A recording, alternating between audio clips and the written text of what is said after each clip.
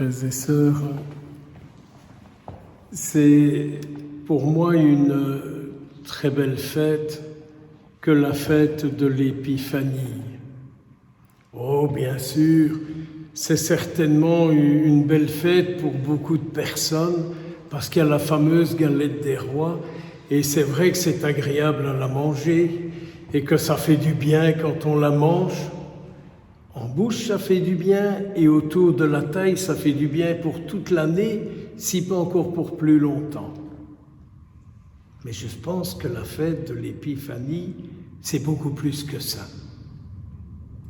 Je vous invite à regarder nos trois mages, dont la tradition leur a donné des noms. Gaspard, Melchior et Balthazar. Mais ça, c'est la tradition. Ces hommes, ce qu'on sait d'eux, c'est que c'était des intellos. C'était des intellos qui avaient des postes importants et qui donc étaient friqués, quoi. Il ne leur manquait pas de la reconnaissance. Il ne leur manquait pas de l'argent. Mais il leur manquait quelqu'un. En pensant aux mages, je me disais, ma première prière, elle va pour les intellos d'aujourd'hui, les chercheurs, les scientifiques, tous ceux, toutes celles qui ont fait de leur vie une vocation pour que l'être humain soit mieux. Je ne parle pas de ma prière pour ceux qui ont recherché la bombe atomique ou la construction des armes ou d'autres choses qui détruisent les autres. On ne peut pas gagner sa vie en faisant du mal à ses frères et sœurs en humanité.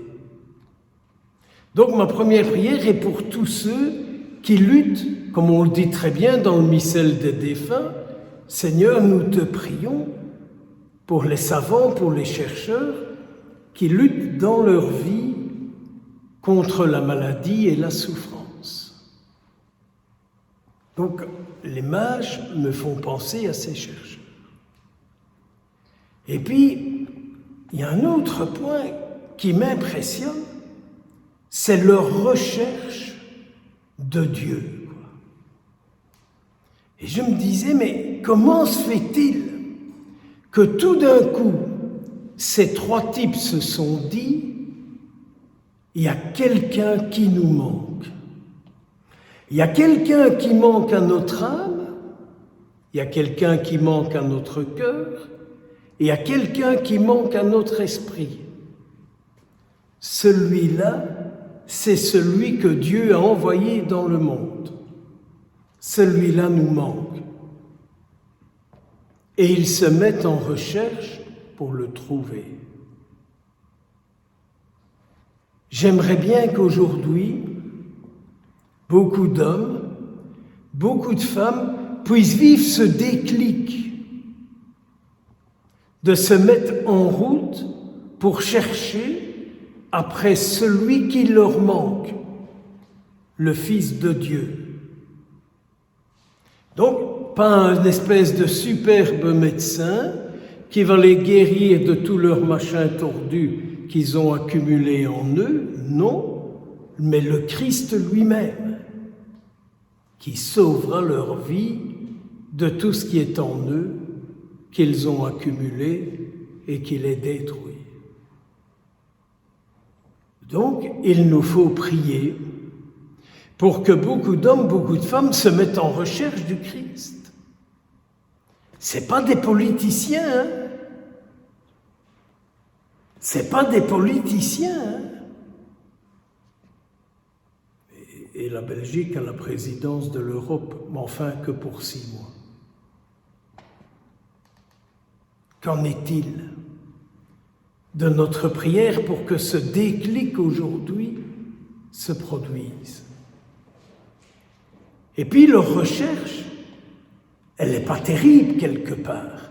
Oui, ils se mettent en route, oui, ils prennent des cadeaux avec eux, mais dans leur petite tête d'intello bien placé, ils se disent, le Fils de Dieu, ben c'est un roi qui peut nous dire où je peux le trouver, quoi. Et donc ils vont trouver ce fameux Hérode, qui est une espèce de parano, complètement fêlé, tordu, qui zigouillait tous ceux qui le dérangeaient, quoi. Et c'est chez lui qu'ils vont se renseigner. Et comme Hérode est un pervers, il leur dit, quand vous l'aurez trouvé, mais dites-moi où, hein, comme ça moi j'irai aussi. Leur démarche auprès d'Hérode a déclenché le massacre des innocents. Hein.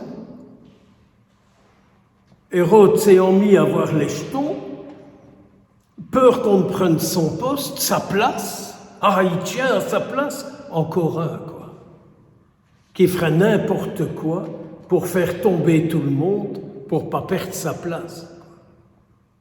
L'histoire est vieille. Hein.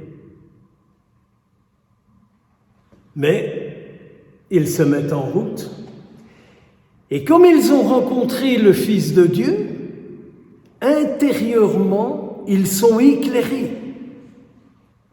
Intérieurement, ils sont éclairés et ils repartent par un autre chemin. Parce qu'ils savent bien qu'aller dire à ce zouave où il est, ça n'apportera rien, ça risquerait de zigouiller le Fils de Dieu. Avez-vous bien compris? Nos fréquentations peuvent tuer le Fils de Dieu en nous. Et ils n'y retournent pas. Et ils repartent par un autre chemin. Et il leur donne au Fils de Dieu ce qu'ils ont de plus précieux, de l'or, de l'encens, de la myrrhe. Et ils repartent avec une vie transformée. Cela montre bien que la recherche du Fils de Dieu transforme celui qui le recherche. La recherche du Christ transforme celui qui le cherche. J'ose espérer que c'est tous notre vie. Nous le recherchons. Nous cherchons après. Si c'est simplement Terrogamus Andinos, pourquoi pas, dites ça souvent, vous ne ferez rien de mal en le disant, mais vous n'amènerez pas le Christ. Donc, une très belle fête. L'année dernière, pour la fête de l'Épiphanie, j'avais une messe avec des enfants et on avait pris le logo des Jeux Olympiques parce que c'était Jésus manifesté aux nations. On n'en a rien à cirer. Mais Jésus manifesté à des cœurs, mais Jésus manifesté à des corps, à des âmes, à des esprits, c'est la transformation du monde. C'est la transformation du monde. Oui, prions, mais oui, prions pour que Jésus soit connu et aimé. Mais prions pour qu'on vive, nous, de lui.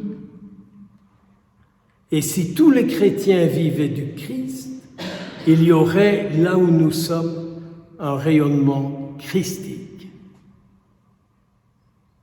En d'autres termes, notre vie rayonne qui?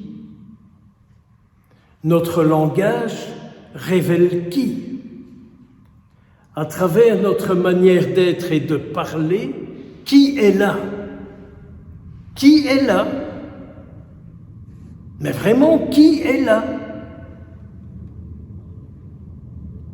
Il y a un petit bouquin sur Saint Jean de la Croix. Si ce nom-là vous dit quelque chose, La statue de Saint Jean de la Croix, personne ne la voulait. Ben non, c'est pas très intéressant, un docteur de l'Église.